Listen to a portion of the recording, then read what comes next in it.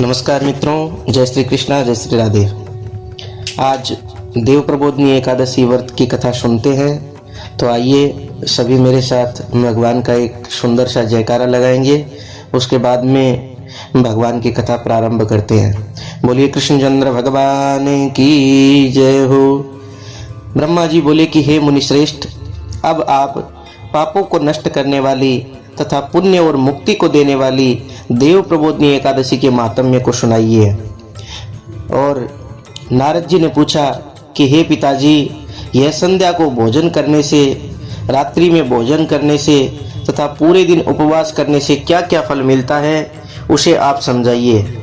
ब्रह्मा जी बोले कि हे नारद, एक संध्या को भोजन करने से 1 जन्म का, रात्रि में भोजन करने से 2 जन्म का तथा पूरे दिन उपवास करने से 7 जन्म के समस्त पाप नष्ट हो जाते हैं। प्रबोधिनी एकादशी के व्रत के प्रभाव से सुमेरु पर्वत के समान कठिन पाप क्षण में नष्ट हो जाते हैं। अनेकों पूर्व जन्म के किए हुए बुरे कर्मों को यह प्रबोधिनी एकादशी का व्रत क्षण भर में नष्ट कर देता है।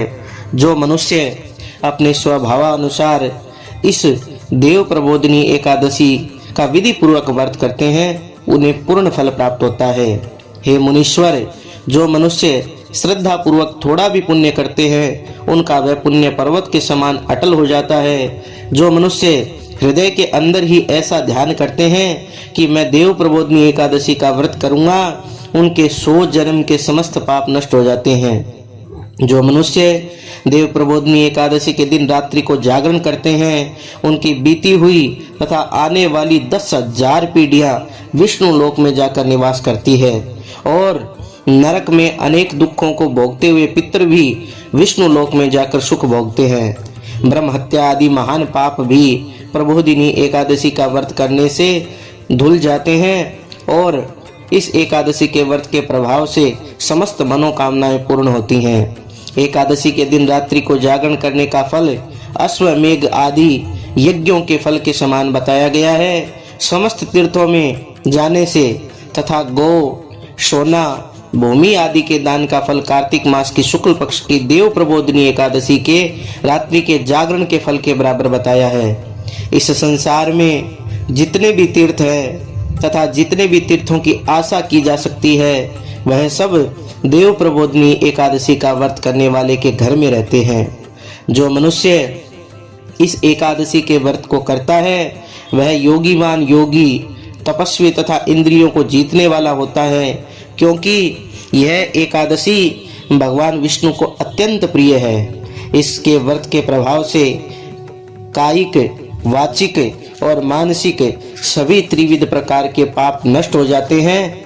और इस एकादशी के दिन जो भगवान की प्राप्ति के लिए दान, तप, हवन आदि करते हैं, उन्हें अक्षय फल मिलता है, यानी बहुत ज्यादा पुण्य की प्राप्ति होती है।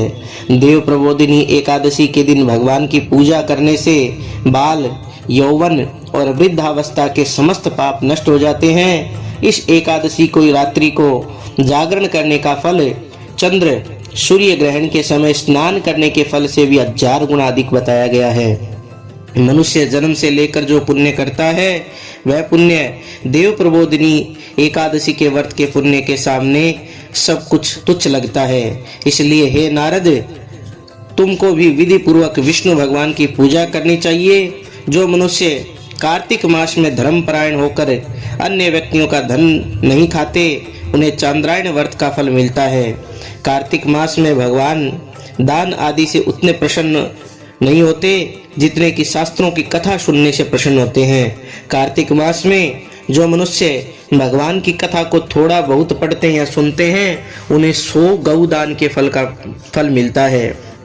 मनुष्य अपने कल्याण के लिए विष्णु भगवान की कथा सुनते हैं, वे अपने कुटुंब का उद्धार करके 1000 गोदान का फल पाते हैं। जो मनुष्य देव प्रबोधिनी एकादशी के दिन विष्णु भगवान की कथा सुनते हैं, उन्हें 7 दीप के दान का फल मिलता है।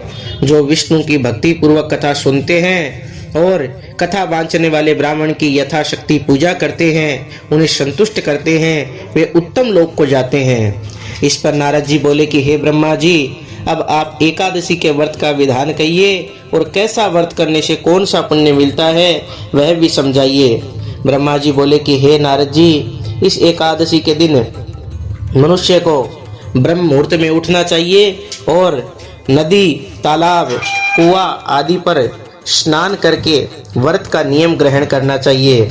उस दिन भगवान से विनय करना चाहिए कि हे भगवान, आज मैं निराहार रहूंगा और दूसरे दिन भोजन करूंगा, इसलिए आप मेरी रक्षा करें। इस प्रकार विनय करके भगवान की पूजा करनी चाहिए। उस रात्रि को भगवान के समीप नृत्य, गीत, बाजे तथा कथा आदि से व्यतीत करनी चाहिए। देव प्रबोधिनी एकादशी के दिन कृपणता को त्याग कर बहुत से पुष्प, फल, धूप आदि से भगवान की आराधना करनी चाहिए।